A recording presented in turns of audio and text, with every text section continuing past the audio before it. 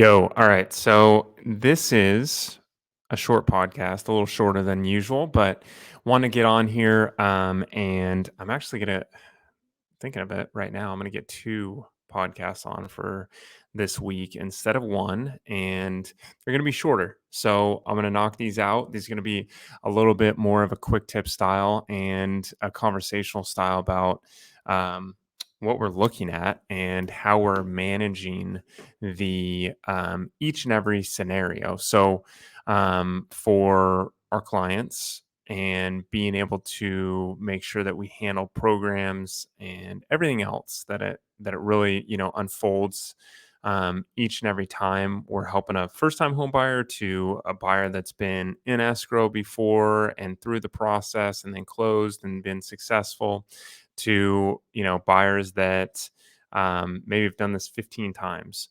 So as I talk about it, there's always like new programs that come up.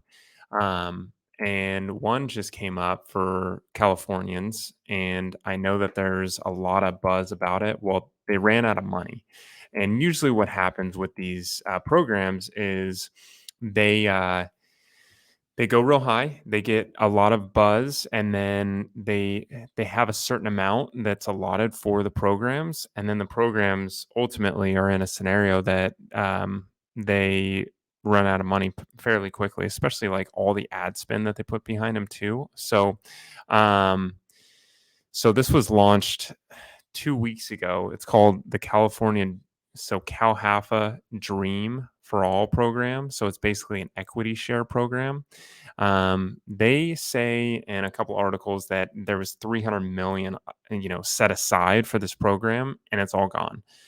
So what the plan was, and what the scenario for the Dream program was,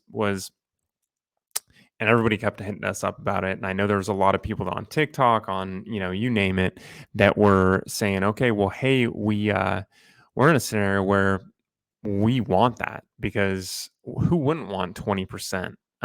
So I was going to pull up another one too. I got two computers out here that I'm looking at, but basically, so if you've looked at it and you had the CalHFA Dream Program for All, 2 weeks ago, offering qualified first-time home buyers up to 20% of the purchase price, house and/or condo, which is great, right? 20%. That's tough to get. Um, so basically, you would get about, let's see, so 300,000 to assist up to 2,300 home buyers. So 2,300 home buyers it would put, and so um, that ran out and quickly in 2 weeks. And I was notified on Friday. Actually, yeah, it was Friday that there was no more. And it's an equity share program. So basically what happens is you have a scenario where when you go sell the property, so this is, they put 20% in, and then when you go sell the property, they also share some of the profits when you sell it as well. So you're typically, there's a couple scenarios that I saw it, but if you ultimately sell a property, you're looking at, so if you bought something, roughly about 400,000, that means they're giving you the equity for it. Sorry, 500,000. So we'll use this scenario, 500,000. They're looking at equity of about 100,000, because that's 20% of 500. And then when you go sell it, you're going to have to give back a portion of that, which is 15% of the appreciation. And that's roughly, so let's say it went up to 640 in this example. 640, you're giving back about 28,000, give or take, plus the 100,000. So you're basically giving back 130,000, and then you can take your equity and go move it somewhere else. Granted, that's great, right? But if appreciation goes down, if prices go down, you're screwed. So, and that's the scenario where, if the prices go down, then you have a worse worse problem than you did prior to. So there's a cap of the amount of the appreciation owned. No matter how much the home increases in value, the borrower will need to pay back 2.5 times the original loan amount. That's crazy. 2.5 times the original loan amount. So that doesn't help either. So that puts more pressure. And in the scenario, each and every time you run into this where you have the borrower programs that seem so good in the beginning and then they pan out to be terrible. They pan out to be crap products. And not good for the borrowers. And it's almost like you shouldn't buy a home, or in this scenario you should be able to get some type of gift funds from a friend or family or something like that and pay them back, five or ten or $15,000, versus paying them this program back 130,000. If you looked at the same product, bought something for 500,000, 3.5% down. Okay, so you're looking at, how much is that? So 500K. Oops. Someone's probably already done the math for me. 17,500. Okay. So you need 17,500.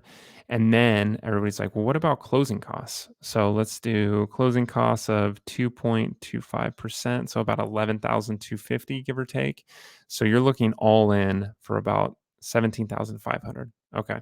So, or pardon me, 28,750. So about $29,000. Okay. I'm not saying everybody has that money. That's, it's tough to get. Not everybody's able to save that much money. So 20,000 and 29,000, okay, minus the 11,250, because then you can ask for closing costs back at the end of escrow. So you can ask that up front. So you roughly need about 17,500, okay, to buy something worth $500,000. So 17,500, okay, you take that 17.5, and let's say you have 8K in the 8,000 in the bank. So you need $9,500 to complete this transaction. So you ask a friend, a family member, and they put you on the map and be able to say, okay, hey, Jim, yeah, we can give you 9,500. And then slowly either you can pay it back, or when you sell it, you can say, hey, I'll give you the 9,500 back. I'm only going to live here for 2 years, and then I'll give it back to you. So you only owe them us a consistent amount, so 9,500. But if you do the flip side and you go to this program, if it comes back into play, it's out right now, it will put you into a position that you're ultimately going to have to pay out of pocket way more than that. So 500,000. So you're going to have to pay not only the down payment that they give you, $100,000, you're going to have to also pay the 28,000 as well. So in this scenario that I gave you a couple of minutes ago, so you're really looking at a a bad product, because if ours in this scenario, ours appreciated to 640,000. Okay. So 640, and then you sold it. And let's say this one says the first mortgage went to 370. Okay. So 370. So we're looking at an equity sit of 270,000. Okay. Minus, let's just say you're a nice friend and you give them 9,500. Okay. Plus 9,500. Okay. So 19,000.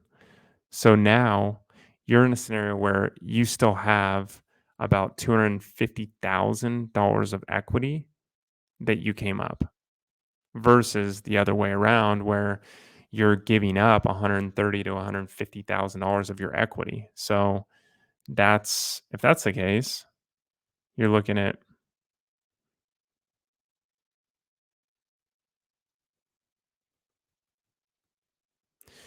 only 130,000. So what can you go buy with 250 to 270 versus 130,000 or 120,000? Even 150. You can go buy, a bigger property for more family members or whatever else.